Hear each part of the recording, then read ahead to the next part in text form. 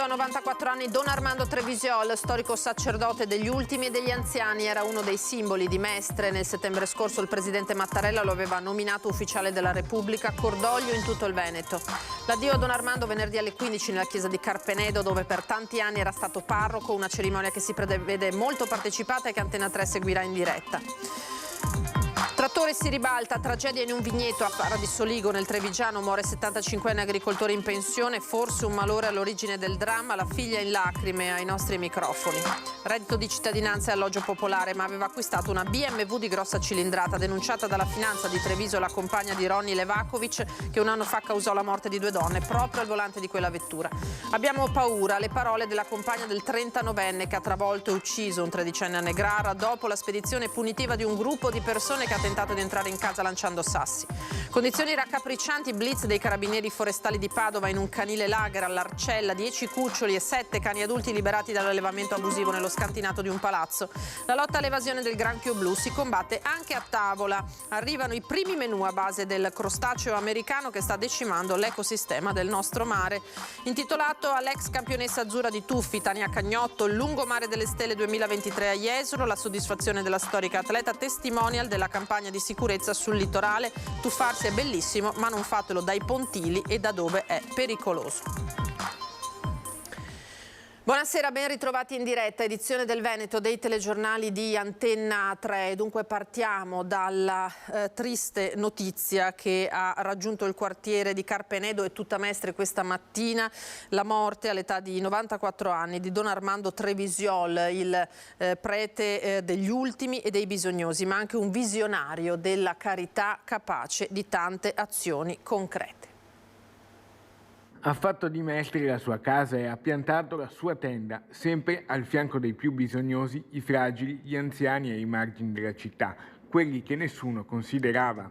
È morto questa mattina, all'età di 94 anni, Don Armando Trevisiol, il prete degli ultimi. Malato da tempo, da qualche giorno era ricoverato in ospedale per il progressivo aggravarsi delle sue già fragili condizioni di salute. Nato ad Eraclea il 15 marzo 1929, è stato sacerdote diocesano per 69 anni, per ordinazione il 26 giugno 1954 dell'allora patriarca di Venezia Angelo Roncalli. Ha legato il suo nome in modo speciale alla parrocchia dei Santi Gervasio e Protasio di Carpenedo, di cui è stato ininterrottamente parroco dal 1971 fino al 2005, alla pensione per raggiunti limiti di età. Il cordoglio della città di Venezia e del sindaco Luigi Brugnaro. Una persona straordinaria, una grande energia per questa città. Ha dato tutto se stesso per gli altri, per gli ultimi, un grande innovativo. L'ultima volta che l'ho visto, il giorno del suo compleanno, l'ultimo compleanno, mi ha appassionato per i suoi progetti. Abbiamo discusso insieme sulle cose che si potevano fare per andare incontro alle esigenze degli studenti, delle persone che perdevano il lavoro, dei divorziati, dei separati. Brugnaro, commosso, ricorda una fede cristiana, sempre impastata di concretezza, i centri Don Vecchi, realizzati per dare alloggio agli anziani ancora autosufficienti e dove anche lui viveva in un modesto appartamento di pochi metri quadrati. Ma Don Armando è stato sempre molto sensibile agli anziani e al mondo delle comunicazioni sociali della Chiesa, come direttore tra l'altro di Radio Carpani. Don Armando lascia il fratello Don Roberto, parroco della parrocchia di San Giorgio di Chirignago. L'ultima volta mi ha detto: gli anziani devono morire in piedi. Ecco, lui è morto in piedi. Venezia ti saluta, Don Armando, ti saluta con affetto, ti ringraziamo e veglia su di noi. Dacci qualche buon consiglio dall'alto. Ciao Don Armando. Il pensiero dell'assessore alle politiche sociali Simone Venturini. Prima di tutti ha capito l'importanza di garantire agli anziani la permanenza il più possibile in appartamenti per loro pensati, prima di ricoverarli nelle case di riposo. Ha pensato a mettere in piedi un sistema di carità, quindi davvero un grande innovatore in campo sociale, un grande innovatore nel campo appunto della nostra città, una persona che mancherà tantissimo, ma la cui opera continuerà a lavorare e a testimoniare la sua grande importanza. E dunque lo avete sentito, politici ma anche enti pubblici, associazioni culturali e sportive, cittadini comuni. Il cordoglio per la scomparsa di Don Armando Trevisiol è enorme, così come l'eredità che lascia nell'assistenza ai più poveri. Venerdì alle 15 i funerali che Antena 3 trasmetterà in diretta. Con Don Armando Trevisiol se n'è andato un sacerdote sempre attento ai più deboli. Il centro Don Vecchi un fiore all'occhiello per l'assistenza nel territorio e Don Armando era un punto di riferimento per la comunità intera. Il presidente della regione Luca Zaia è tra i tanti che in queste ore partecipano ad un cordoglio profondo e unanime per la scomparsa di Don Armando. Il segretario regionale del Partito Democratico, Andrea Martella, ne ha ricordato la grande umanità, sempre rivolta ad alleviare le sofferenze degli ultimi. Le sue opere, ha scritto Martella, hanno lasciato un segno profondo e indelebile e rappresentano un esempio cui ispirarsi per il futuro. Cordoglio anche ad Eraclea, dove Don Armando Trevisiol era nato il 15 marzo 1929. Gli abbiamo riconosciuto un certificato di benemerito proprio qualche mese fa, che non è potuto venirlo a ritirare lui perché non si sentiva bene ed è venuto in Consiglio Comunale Fratello. Ha fatto veramente tanto e questo gli è sempre stato riconosciuto anche dai nostri concittadini che hanno proprio proposto di premiarlo in qualche modo, di dargli questo riconoscimento. Politici, enti pubblici, associazioni culturali e sportive, cittadini comuni, il cordoglio per la scomparsa di Don Armando Trevisiol è enorme. Uomo e sacerdote straordinario che ha servito la comunità delle persone con amore ed enorme creatività, ha scritto Andrea Ferrazzi, che si è detto orgoglioso di avere operato come ultimo atto da senatore in carica per il conferimento dell'onoreficenza di ufficiale della Repubblica da parte del presidente Mattarella. La parlamentare verde Luana Zanella ha ricordato come Don Armando sia stata una figura di riferimento importante nella sua prima adolescenza. Lei giovanissima guida, lui giovane prete che seguiva i primi passi della vita comunitaria. Per l'assessore Renato Boraso, Don Armando Trevisiol è stato un uomo dal cuore immenso. Se in questi tempi difficili, ha scritto Gianfranco Bettin, cerchiamo idee, forza, volontà e ispirazione per migliorarli, è anche a queste generose e illuminanti eredità che dobbiamo guardare. Nel numero speciale dell'incontro, il settimanale della Fondazione Carpinetum, Don Gianni Antoniazzi racconta: Don Armando aveva cura dei poveri perché lui era stato povero e in seminario aveva avuto fame. Fra qualche decennio sarà più chiara l'eredità di questo sacerdote di Mestre. Presieduti dal patriarca Francesco Moraglia, i funerali di Don Armando Trevisiol si svolgeranno venerdì 11 agosto alle ore 15 nella chiesa parrocchiale dei Santi Gervasio e Protasio di Carpenedo. La cerimonia sarà trasmessa in diretta da Antenna 3. E nel settembre scorso Don Armando era stato insignito dal capo dello Stato Mattarella del titolo di ufficiale della Repubblica. Sentiamo proprio le sue parole in quel giorno in una delle ultime interviste che rilasciò. Alla fine della mia vita, perché ho 93 anni, ricevere da parte dello Stato italiano, di questo mondo così, dei rappresentanti del mondo civile, questo riconoscimento mi fa molto bene, anche perché, vede, io ho tentato sempre di tradurre il messaggio cristiano in qualche cosa che si riferisce a Dio, la speranza, l'aldilà, la misericordia del Signore, il messaggio di fraternità. Però ho sempre pensato che questo debba tradursi in un impegno di carattere solidale e sociale. Da questo sono nati i centri Don Vecchi, quindi ringrazio il Capo dello Stato per questo riconoscimento e gli dico: guarda, signor Mattarella, che questo suo riconoscimento mi spinge a spendere le ultime gocce di energia che ho, le ultime ore della mia vita su queste problematiche, e questo vorrebbe essere anche un messaggio a tutti gli uomini di buona volontà di fare la loro parte. E credo che assieme si può risolvere tutto, quindi anche ai politici mi è impossibile pensare che non possono trovare dei terreni comuni su cui operare. Lasciamo quest'ampia pagina, andiamo alla cronaca di queste ore col dramma che si è consumato nella tarda mattinata a Col San Martino nel Trevigiano, dove tra i vigneti ha perso la vita un 75enne mentre era a bordo del suo trattore.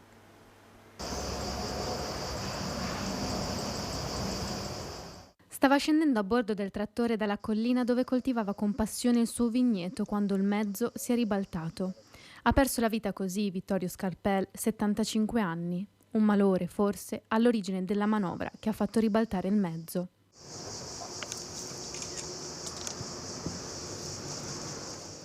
Un forte botto, poi il silenzio, quello che ha destato i sospetti dei vicini che, arrivati sul posto, si sono trovati davanti alla tragedia. Abbiamo sentito il colpo, però era da solo, non sappiamo niente come è successo di preciso. Sentito il colpo voi siete arrivati? Sì, eravamo giù a casa e siamo venuti su, era già così insomma. Era circa mezzogiorno quando Sergio, insieme al fratello Bruno, hanno allertato i soccorsi e nonostante il territorio impervio è stato immediato il loro arrivo. Dapprima un'auto medica dalla vicina Pieve di Soligo, poi grazie all'elicottero del SUEM del soccorso alpino, i medici sono stati calati tramite il Verricello per raggiungere il 75enne. Una rianimazione che è durata minuti interminabili, instancabile, il tentativo dei sanitari, ma per Vittorio Scarpel non c'è stato nulla da fare. Hanno fatto il possibile, quello che dovevano fare hanno fatto il possibile, poi non so. Ancora in corso l'indagine per accertare le cause della morte e la dinamica dell'incidente. Quello che resta è il dolore dei familiari, subito accorsi sul posto, increduli, e dei vicini, che per primi sono arrivati per tentare di soccorrere l'anziano che per anni hanno visto prendersi cura delle sue viti. Lui era una vita che aveva sto pezzo di terreno qua. Sì, è andata così questa volta. Mi dispiace. E ora il cordoglio naturalmente dei familiari di Vittorio Scarpel e la vicinanza del sindaco di Farra di Soligo. Una comunità in lutto dice: non si può morire così. Diceva sempre che voleva morire, se doveva morire sulla sua vigna. È andata così, però mi mancherà tanto lo stesso. Un lavoratore instancabile, Vittorio Scarpel, che per tutta la vita ha percorso le salite delle colline di Col San Martino per coltivare le viti di prosecco che hanno reso celebri quei territori. E c'è anche la sua fatica di una vita tra quelle delle tante persone che hanno portato a quel riconoscimento. Terre che continuava a coltivare nonostante fosse già in pensione, ma che non avrebbe mai rinunciato a curare. Non sarebbe mai stato fermo, lui ha sempre lavorato in vita sua. Sarebbe mai morto in poltrona con un libro, lui. Una cittadina che si stringe attorno al dolore di familiari e amici, primo fra tutti il sindaco Mattia Perencin, tra i primi ad arrivare sul posto. La mia vicinanza va ovviamente a tutta la famiglia per la perdita insomma, del padre e del familiare, quindi veramente una tragedia molto brutta che ha messo sotto shock l'intera comunità. Una comunità attonita di fronte all'ennesima tragedia che ha riportato alla memoria quelle avvenute con dinamiche molto simili in questi territori, continua il sindaco, unendosi al ricordo commosso per Vittorio Scarpel. Sono quelle persone che hanno sempre lavorato la terra con passione, con amore e ha sempre fatto di fatto l'agricoltore, quindi conosceva bene anche le nostre colline, il lavoro della terra, la fatica anche nel lavorare i vigneti, soprattutto sulla zona delle rive per così dire eroiche. Quindi veramente una tragedia che non ci voleva. Rimaniamo nella Marca trevigiana, percepiva il reddito di cittadinanza, viveva in un alloggio popolare ma aveva acquistato una BMW di grossa cilindrata, denunciata dalla Guardia di Finanza di Treviso la compagna di Ronny Levakovic, che un anno fa causò la morte di 2 donne lungo il terraglio proprio al volante di quella vettura. Abbiamo scoperto che una donna intestataria di un alloggio di edilizia popolare nel comune di Treviso ha omesso di indicare nella domanda per ottenere l'appartamento il possesso di un'autovettura di pregio. Si tratta di una BMW M3 coupé e quindi abbiamo denunciato la donna per il reato di falso ideologico. A finire nel mirino delle fiamme gialle la compagna di Ronny Levakovic, il 26enne che nel marzo 2022 lungo il terraglio a Preganziol tamponò la vettura con a bordo Mara Visentina e Miriam Cappelletto, che persero la vita nello schianto. Per quella vicenda l'uomo ha recentemente patteggiato una pena a 3 anni e 4 mesi di reclusione. La BMW M3 coupé al centro delle verifiche dei finanzieri è proprio la macchina guidata da Levakovic la mattina della tragedia. Era stata acquistata nel gennaio 2022 all'Isola d'Elba. L'autovettura era stata acquistata con un bonifico di 15.000 euro partito proprio dal conto corrente intestato alla beneficiaria dell'alloggio di edilizia popolare.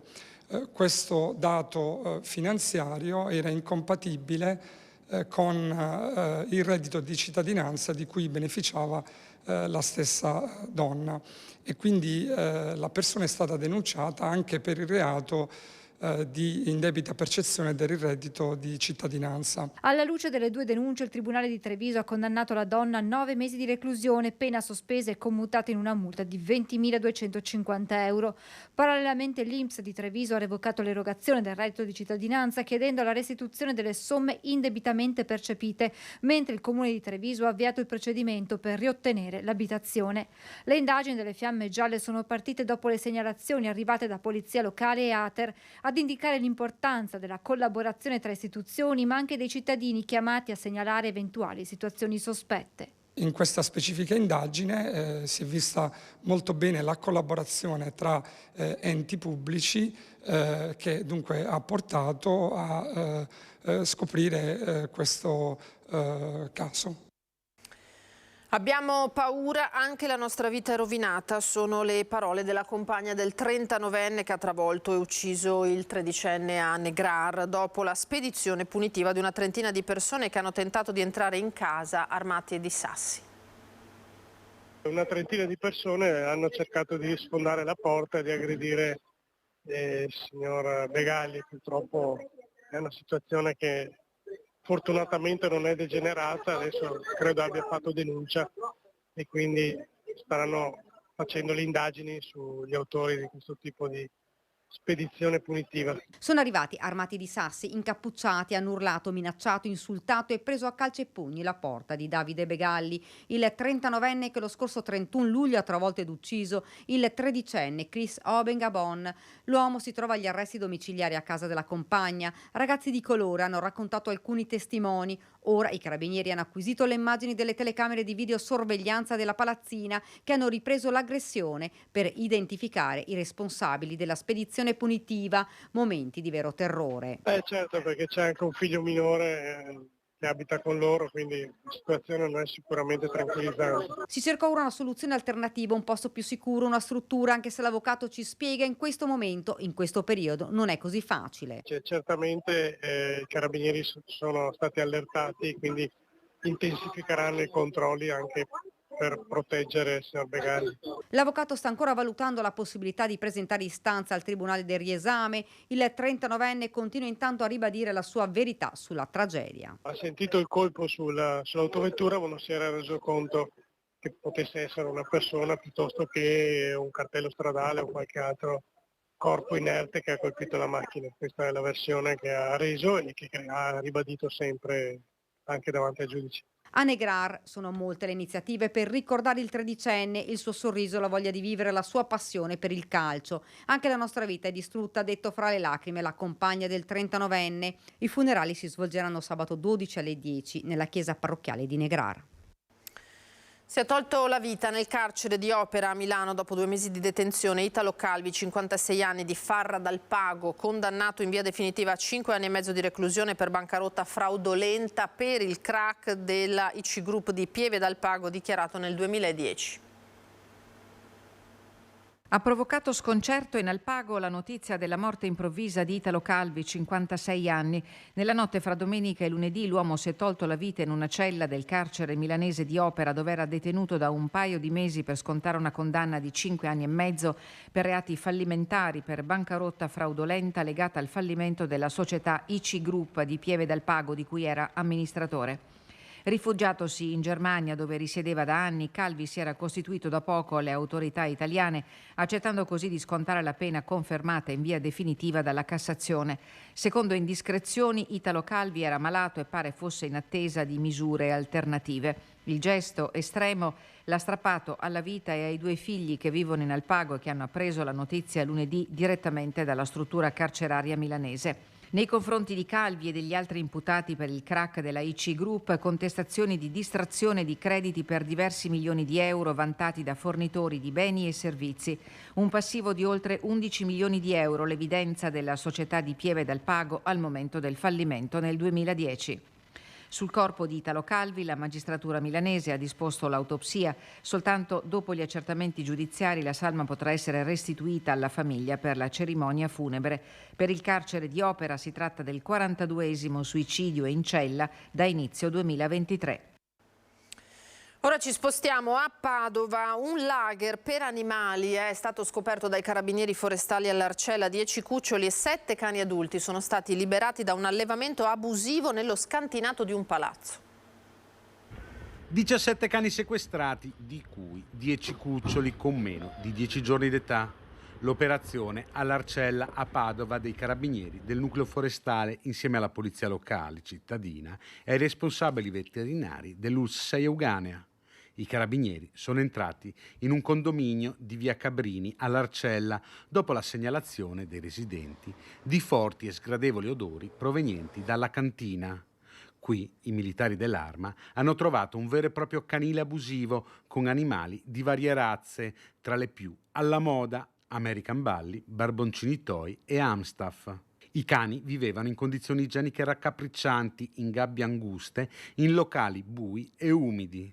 Le bestiole sono state quindi affidate ai veterinari dell'ULSS 6 Euganea e portati al canile di Rubano per ricevere le cure del caso.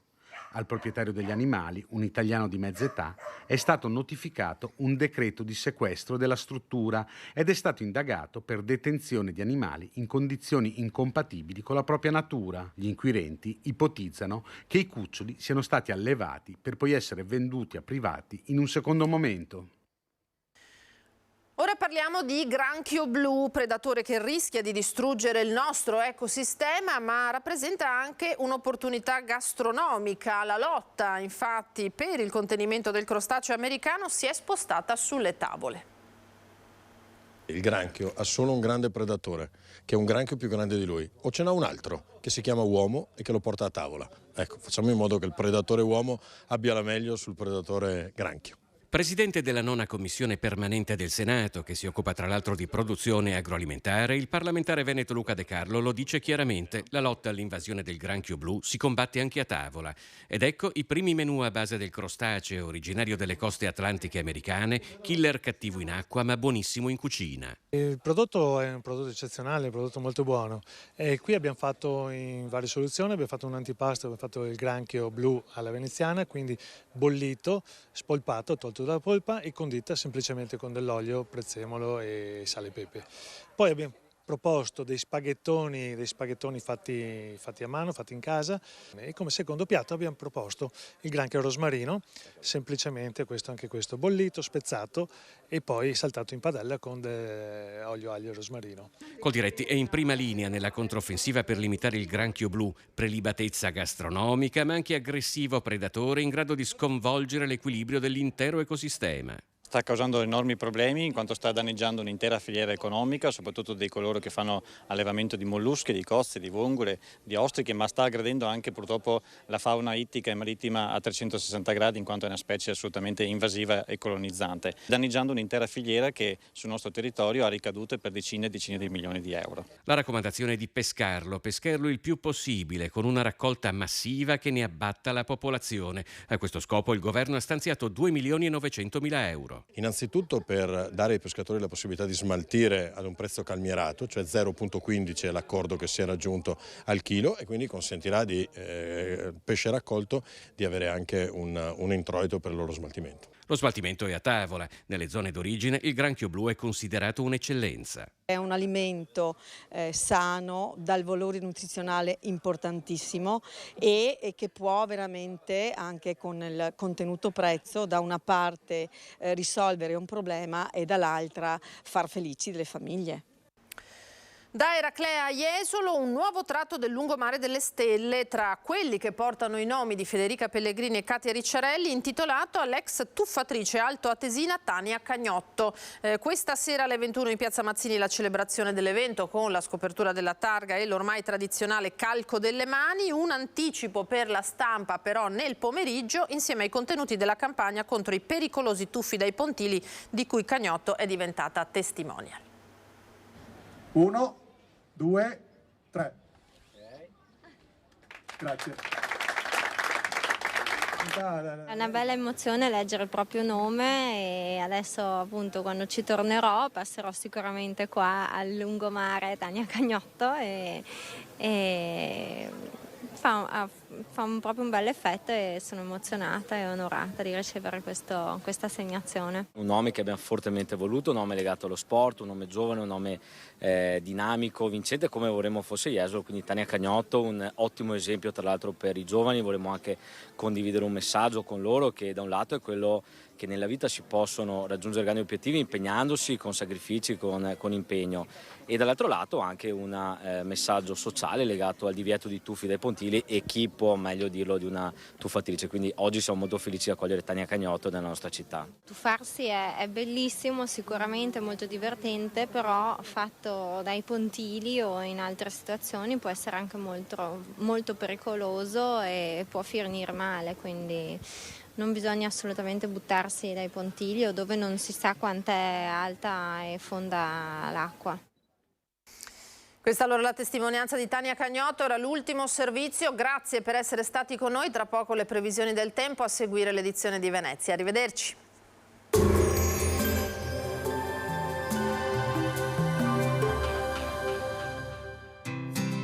L'Unic Star, le uniche pagliette antibatteriche in commercio, prodotte anche per i marchi più importanti, sia nazionali che internazionali.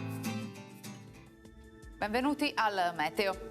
La parentesi insolitamente fresca sull'Italia volge al termine. Nella seconda parte della settimana la rimonta dell'alta pressione ripristinerà tipiche condizioni da piena estate. Il rialzo termico però sarà graduale e non estremo. Vediamo il dettaglio.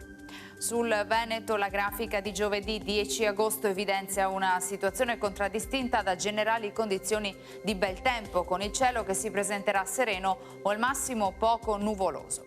Temperature come detto in aumento, minime tra 13 e 19 gradi, massime tra 25 e 30 gradi all'incirca. Spostiamoci ora sul Friuli Venezia Giulia. Anche in questo caso sarà soleggiato, cielo in prevalenza poco nuvoloso, locali addensamenti in genere innocui. Temperature minime tra 15 e 20 gradi, massime sui 26-28 gradi.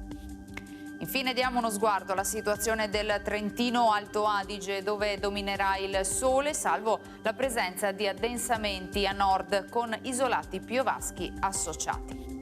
Temperature minime intorno ai 16-17 gradi, massime sui 28-30 gradi all'incirca.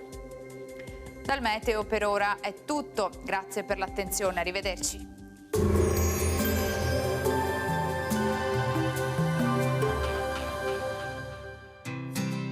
L'Unic Star, le uniche pagliette antibatteriche in commercio, prodotte anche per i marchi più importanti, sia nazionali che internazionali.